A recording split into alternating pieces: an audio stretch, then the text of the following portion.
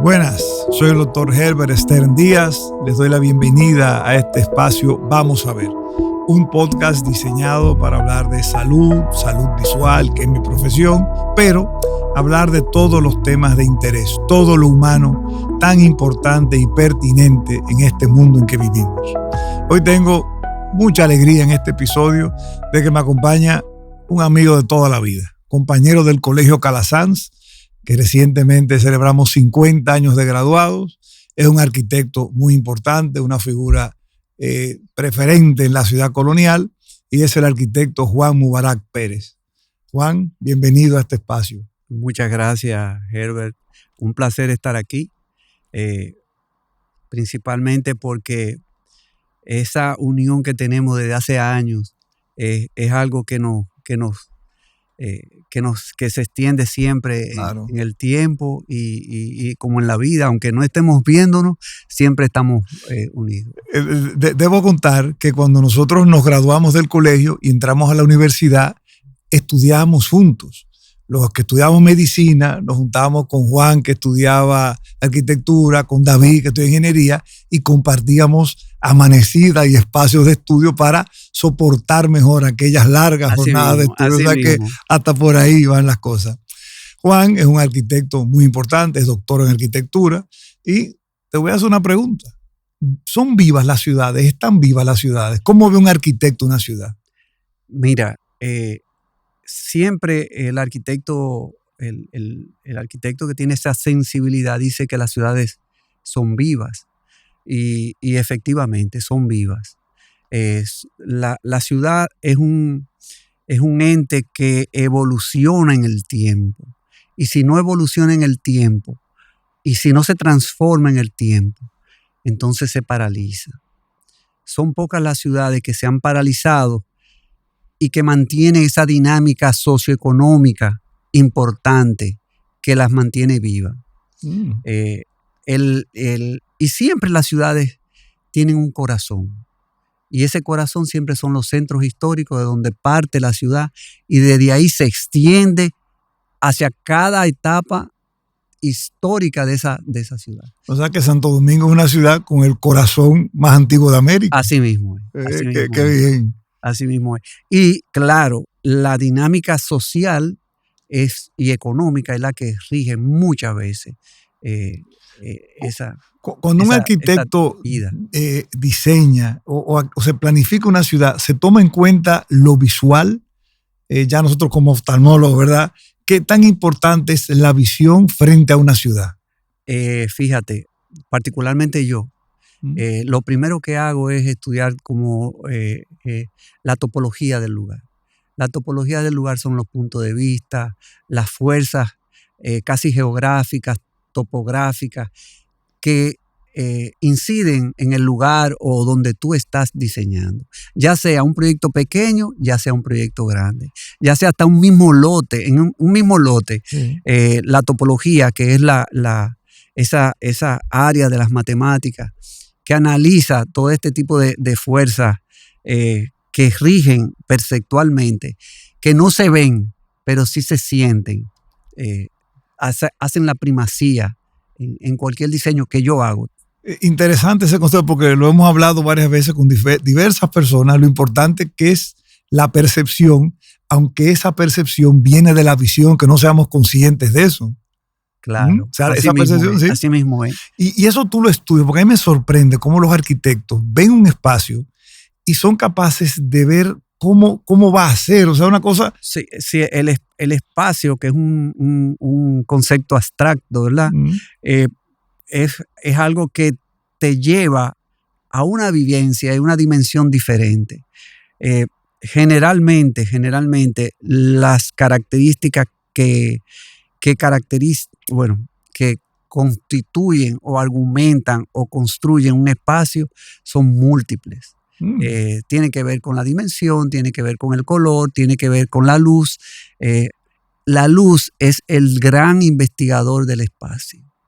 Es lo que hace que se vea o no, y sus cualidades y calidades. Entonces, todos los espacios tienen una característica muy particulares. Y eso los define. Qué interesante ese concepto de la luz, porque, por ejemplo, en nuestra ciudad colonial, que es una maravilla lo que tenemos en la ciudad colonial, sin embargo, todas las construcciones coloniales que vienen de España eran iguales y tienen su particularidad aún con luces diferentes. Sí, mira, a mí siempre me chocó, ese tema de la luz es un tema de investigación. Claro. Cuando tú viajas y vienes de un país que no tiene tanta luz, cuando tú llegas a Santo Domingo o a la República Dominicana, la luz es una luz brillante, el verde es otro verde, la visión que tú tienes de las cosas es diferente. La ciudad colonial, por ejemplo, que viene de una construcción, hay una ciudad que tiene un nombre de un personaje innombrable, sí, Trujillo, en este Trujillo, país. ¿no? ¿Ya? Exactamente. Yo estaba en Trujillo, o sea, que sé por donde tú vas. Que desde esa ciudad se copia una serie de modelos. Sí, porque de ahí salieron la gran mayoría de los conquistadores. Exactamente. Que poca gente sabe eso. Pero tú vas a esa ciudad y tú dices, cónchole, pero mira el Alcázar ahí, mira tal edificio ahí, mira. Claro. O sea, esa esencia de esa construcción. Entonces, ese modelo viene desde España. Sí. Y no había esa adaptación todavía a lo local. Por eso hay en esas construcciones aquí hay muchos problemas de humedad, problemas de que por eso hacen los techos tan altos para evitar, porque la experiencia le fue dando de que había que subir los techos, había que hacer ciertas modificaciones al modelo que ellos traían, inclusive los techos. Pero lo conocían, no sabían hacer otra cosa. Era otro contexto. Qué interesante. Eso es una. Mira, he aprendido ese concepto de la luz. Y las ciudades, muchas ciudades se pintan de los mismos colores. Toma en cuenta el arquitecto cómo percibe la luz la población. ¿Influye esos colores en cómo la gente vive en las ciudades? Mira, voy a poner un tema que es polémico entre arquitectos. Y en el Caribe, por ejemplo, nosotros decimos que el Caribe español es blanco.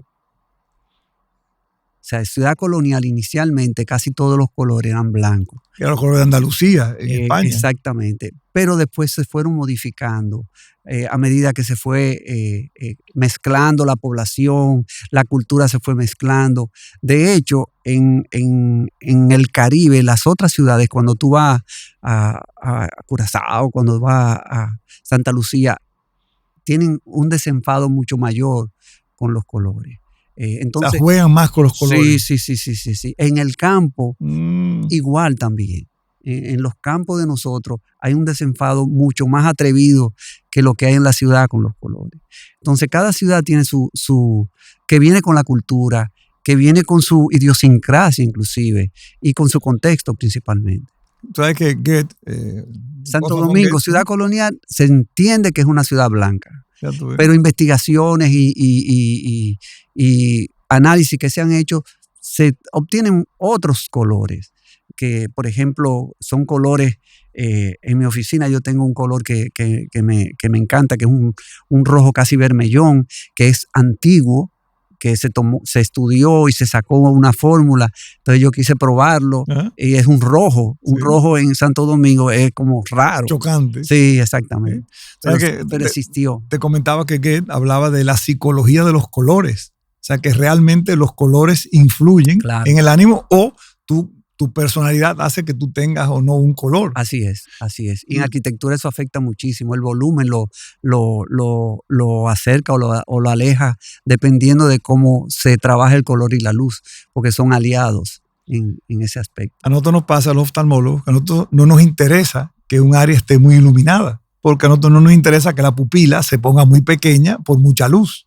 Entonces, a veces cuando nos dicen, mira, el color de una clínica o un hospital debe ser tal, a veces a nosotros no nos funciona y queremos un color más alegre para modificar esa falta de luz. Mira, te voy a hacer una anécdota. Una vez yo tuve que hacer un interior y yo no sabía qué ponerle de color de fondo.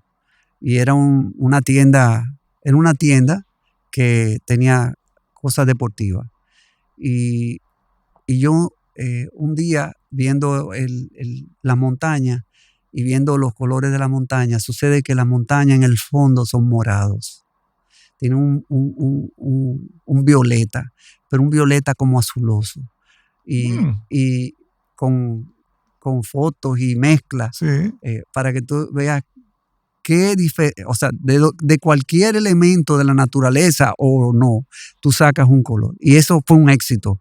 O sea, cuando buscamos el color, como era una cosa deportiva, casi hacía referencia al paisaje mismo. Sí. Eran unos elementos altos y ese color hacía como esas capas que se hicieron de color.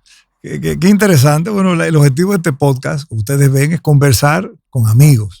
Y Juan es un amigo muy querido, pero también una persona de mucho talento arquitectónico. Y además una persona que ocupa una posición muy importante. Tú has ocupado varias posiciones en el Estado. ¿Cuál es tu rol actual? Mi rol actual es, yo soy el director nacional de Patrimonio Monumental, que es una dependencia del Ministerio de Cultura. ¿Qué significa todo eso? Bueno, que todas aquellas patrimonio cultural declarado nacional entran dentro de esa jurisdicción y protección. Es un trabajo arduo, es una oficina que se creó en los años 60, que ha llegado hasta el día de hoy, Sí. y que hemos tomado hace 5 años y que hemos implementado una serie de proyectos. Por ejemplo, uno de los proyectos más importantes que hemos implementado es la Ley de Patrimonio, que retomamos la del 68-69, Sí. y ese proyecto, pues hay todo un borrador que está sometido al ministerio, que se va a retomar ahora de nuevo para revisar por el cambio del ministro que entró nuevo. Hay otros proyectos como son los inventarios de Ciudad Colonial, la revisión, todos los protocolos de intervención dentro de la Ciudad Colonial y fuera de la Ciudad Colonial, Sí. en el interior, de cómo se actúan o qué actuaciones tú puedes hacer o no en los edificios. Yo que soy un gran admirador de la Ciudad Colonial, ¿tienen los habitantes de la zona colonial, de la ciudad, tienen los dominicanos una conciencia clara, tenemos, de lo que esos monumentos valen? Yo pienso que la cotidianidad lo hace sentir así. Pero la ciudad colonial ha tenido lo que le llaman una transgresión de su población en el tiempo, que es lo mismo que pasó con Gascue. O sea, la población se va retirando poco a poco hacia otro sitio. Eso significa que esa población que está ahora quizás no tiene ese apego, la nueva población que se tenía antes. Claro, y no lo valora. Claro, aunque sí todavía queda una gran población oriunda del centro histórico. Yo vi en Quito cómo la zona antigua de Quito se cuida enormemente. Y ellos incluso, oí de un taxista, no sé si era así, que el Estado le daba dinero a la gente para que mantuviera sus casas bien cuidadas, pero si no lo hacían, podían quitarle la casa. Eso está establecido en una ley aquí, igual. Pero es interesante lo que tú estás diciendo, porque la ley de patrimonio que estamos proponiendo es así. Si el Estado dice que esa propiedad, que es un patrimonio, usted no la puede tocar, usted también como Estado tiene que invertir dinero, proteger esa inversión de esa persona. Hay mucha gente que se queja diciendo, no, pero si esta es mi casa, yo hago lo que yo quiera aquí. Pero eso no es así. No es así, porque el valor cultural con que se categorizó ese bien o ese inmueble sobrepasa la individualidad y pasa a ser un colectivo, que es la República Dominicana. Claro. O sea, es una representación de lo que significa ser dominicano en esa evolución histórica. Entonces, usted es un custodio del patrimonio. Bien, exactamente. Qué buen concepto. Sí. Y eso tenemos que potenciarlo. Cuando nosotros éramos jóvenes, la ciudad colonial no era atractiva. Para nada. Nosotros no íbamos nunca a la ciudad colonial. Sin embargo, a medida que tú lees, que viajas, que aprendes, dices, oye, pero tenemos una maravilla. Sí. A veces tú vas por mucho a casa de teatro. Bueno, pero casa de teatro es muy como específico. Sí. pero disfrutar la ciudad colonial. Y más la intervención que se está haciendo ahora, que es muy importante, que es una segunda intervención en el cual es una unión entre que la está haciendo el Ministerio de Turismo, sí, pero con el acompañamiento del Ministerio de Cultura, más la Alcaldía de Santo Domingo. Qué bien. ¿Y el sector privado? Porque yo creo mucho en el sector privado colabora muchísimo, sí, está integrado. Es que si no se colabora con el sector privado, la dinámica económica se cae. Y además la continuidad, porque lamentablemente la política puede cambiar y el sector privado lo protege. Yo voy a hablar algo muy interesante sobre la ciudad colonial y la dinámica económica, que se habla mucho sobre eso, y tiene que ver con un concepto que se llama gentrificación. ¿Qué sucede? Que esa transformación, rehabilitación que se está haciendo en la ciudad colonial se va a dar de una manera paulativa, ¿verdad? Y va a ir poco a poco en unos años. Eso va a cambiar toda la inversión, los interesados. De hecho, uno de los costos de metros cuadrados más caros del país está ahora mismo en la ciudad colonial. Ah, no me digas, no sabía. Eso significa que va a comenzar una transgresión que en el programa que se está llevando a cabo se está mitigando, que no se acelere.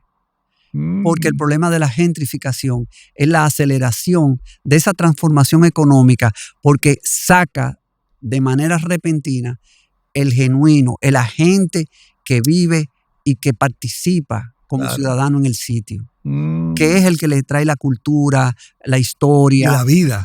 Exactamente. Claro. Entonces, el proceso de gentrificación en Ciudad Colonial, que es normal en todas las ciudades, sí, que a veces exageran, esperemos que se haga de una manera correcta. Hay una cantidad de proyectos para rescatar viviendas en todo el norte, principalmente del centro histórico, y que eso va a lograr que las personas por lo menos permanezcan un tiempo. Claro. Luego de ahí uno no sabe lo que va a pasar. Sí.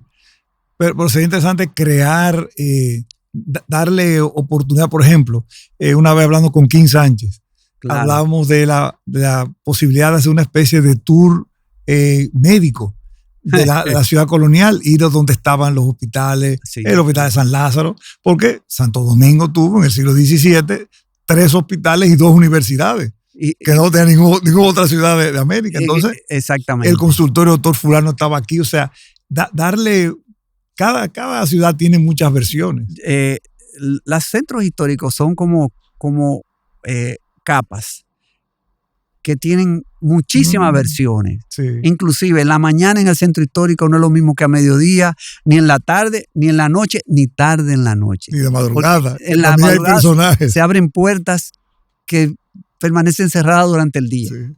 Entonces, así mismo pasa con el uso y con ese tiempo que ha transcurrido en ese centro histórico. Qué maravilla. Qué bueno que nuestra ciudad colonial pues tiene la intención y la atención de nuestras autoridades, porque eso hasta los años 40, que Erwin Walter Palm comenzó a hablar de lo que era nuestra ciudad colonial, vivíamos de espaldas a la ciudad colonial. Y gracias a él tenemos una cantidad de información importante. Sí. Y esa visión de que es relevante el patrimonio cultural por la historia. O sea, yo he leído muchos libros, sobre todo los de don Eugenio Pérez Montaz, que tenemos que traer a hacer un podcast con don Eugenio, que es un hombre espectacular. Y tiene toda la experiencia de la evolución del centro histórico.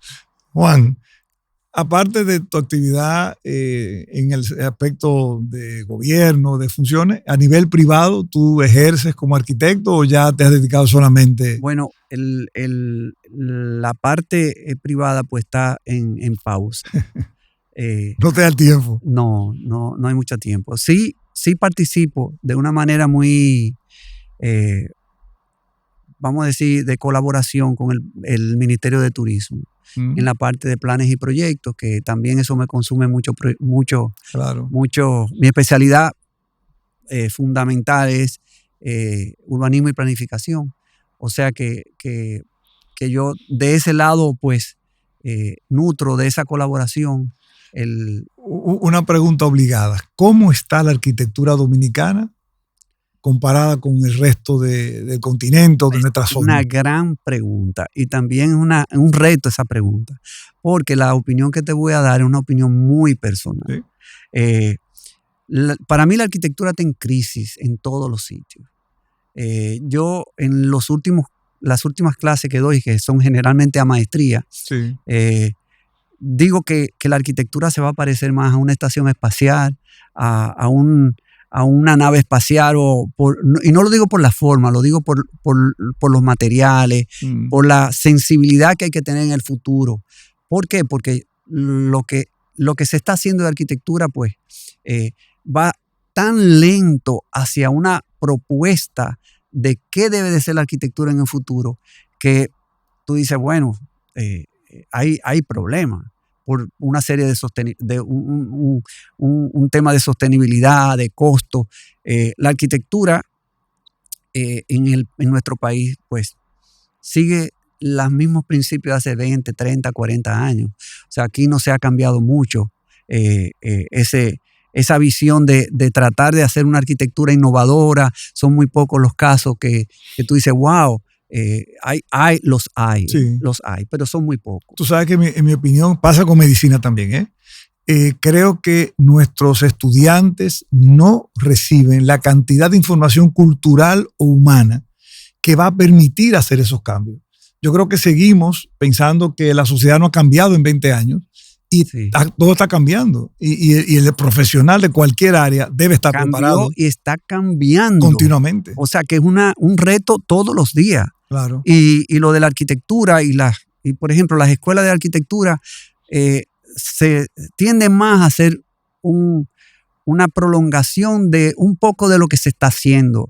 Y las escuelas de arquitectura son experimentación. Claro. Usted tiene innovación. Innovación. Ese es el sitio donde tú tienes que aprovechar y poner todo el potencial mental que tú tengas de creatividad. Claro. Y tratar de explotar eso y de buscar otras soluciones, de poner. Yo me recuerdo que en un ejercicio que yo en diseño 2, que cuando yo daba clases, le puse a un grupo de hacer un vehículo que pudiera ir en la arena, ir en tierra, en fango, meterse en el mar, o sea, y que tú pudieras vivir ahí. O sea, ese tipo de cosas. Claro. Son fundamentales. Cuando yo oigo hablar de muro verde y ese tipo de cosas, tengo mis reservas brutales, porque de los pocos muros verdes que conozco que se mantienen es el Museo Chirac en Francia. Sí. Que ese tiene un muro verde, pero tiene una grúa permanente dándole mantenimiento. Claro. Entonces, esa técnica yo creo que hay que mejorarla muchísimo. O sea, esa idea de sostenibilidad, de bajar la temperatura, tiene que ser mucho más elaborada y estudiada, que no pese. Sin embargo, yo soy un optimista empedernido. Yo creo que vamos mejorando, hemos mejorado como país, como sociedad, y seguiremos así. Juan, ¿quieres decir algo más? Que fíjate qué interesante, lo que yo estudié cuando me eduqué, esos mismos principios todavía son tan válidos, aún con toda la tecnología. Claro. Y con todas aquellas cosas que se hablan hoy en día. Claro. Y un anexo, incluyendo la inteligencia artificial. Claro. Porque el que tiene la experiencia es el que sabe utilizar los recursos y las estrategias que tiene a mano. No depende de esos recursos. Para nada, diferencia. El que no tiene que depender de eso. El que tiene criterio. Nosotros también tuvimos el privilegio de estudiar en el Colegio Cala San Juan, claro, que es una base. Yo salí de ahí como con el fusil en la mano. Así vivimos todos. O sea, Juan, realmente te agradezco mucho. Soy el doctor Herbert Stern Díaz. Hemos hablado en este podcast de arquitectura y de ciudades, siempre trayendo temas que pueden ser de interés. Si les gusta este contenido, pues suscríbanse, compártanlo, denle me gusta y nos veremos en el próximo podcast de Vamos a Ver.